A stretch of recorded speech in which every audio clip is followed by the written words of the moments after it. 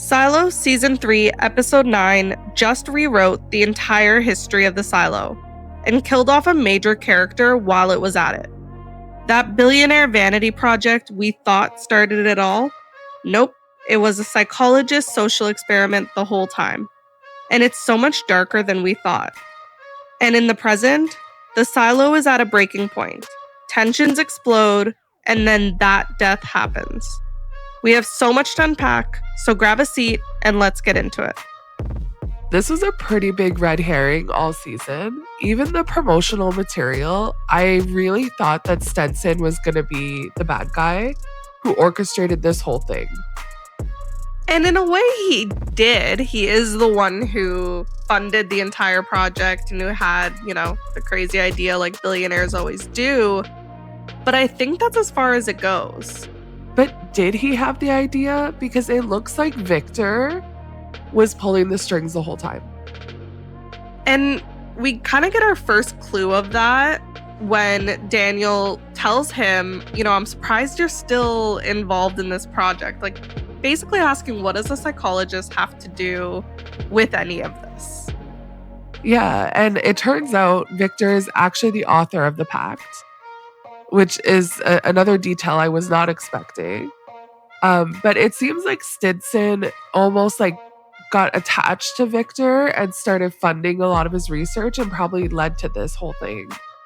Well, and it was so interesting because we've had the idea since the beginning that his research in the mental space and memory was going to impact the Silo, which we know has because they used it on Juliet this season. But the pact has been almost its own character this season. I mean, we saw the deputy struggling with having to rewrite it. This episode as well, him choosing to go against the pact. The pact has really been kind of this silent character in it all. To find out that he wrote it or asked AI to write it.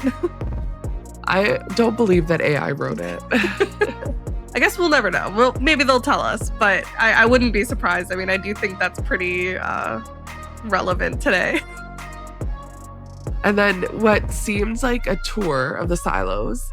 I think there was a lady in the very beginning of the episode that said, oh, you wanted to go to Charlie's chocolate factory. So everybody was just kind of coming to see the silos.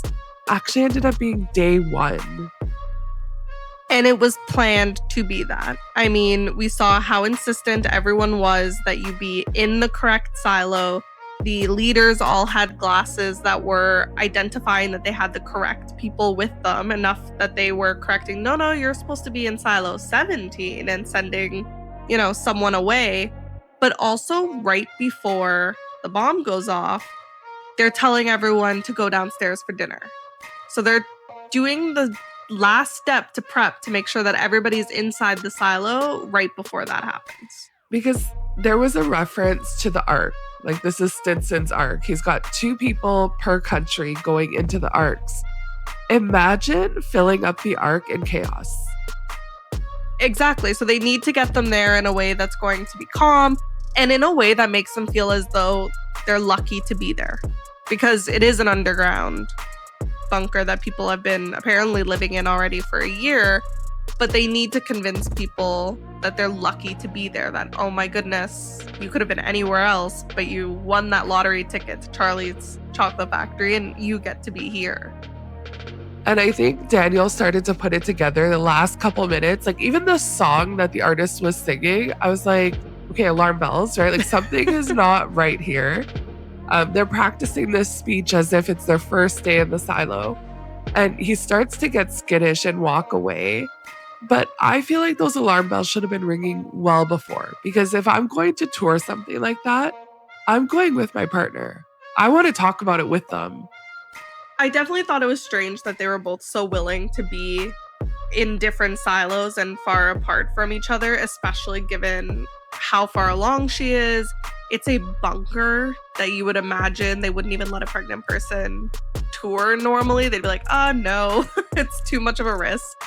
So there definitely should have been some flags beforehand, but also that speech rehearsal was really designed only for Daniel because they timed everything so perfectly And that bomb went off exactly when they were expecting it to. And they, in the text message that he thought was from his sister but realized wasn't, said, "Sit still and be patient."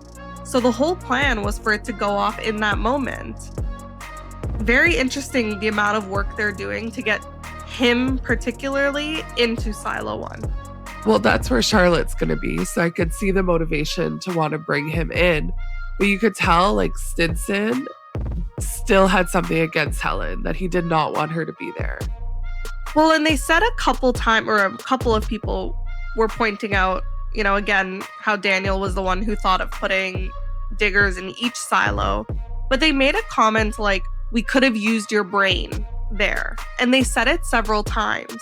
And in an episode where they kind of had this realization that the AI is actually a person or actually a brain, I think it's a very interesting choice of words that they kept saying, "We could have used your brain down there."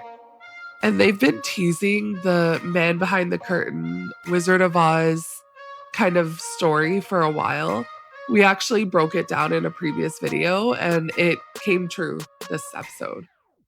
And one of the major questions is going to be who's behind the voice, right? And, we're getting a little bit of like a question about if the timeline's really real, especially if they have been giving these memory drugs. Is it actually 300 years in the future, or is it closer to this original timeline than we know of? But if it were closer to the original timeline, is there some capacity that it's Daniel? Or is there some way that he's still alive with some type of cryo, or, billionaires can come up with anything, who knows? Yeah, or did they download his mind, essentially? And make his thought process, or what they think is his thought process, the algorithm. And to see how that can be, kind of wrong 300 years later would be really interesting to see as well. And I also thought it was very interesting how they pointed out that Charlotte flies the drones for the billionaire now, because we have to imagine that bomb that was dropped was probably dropped by a drone. Yeah, and she probably will not remember because they've been playing around with her memory for so long.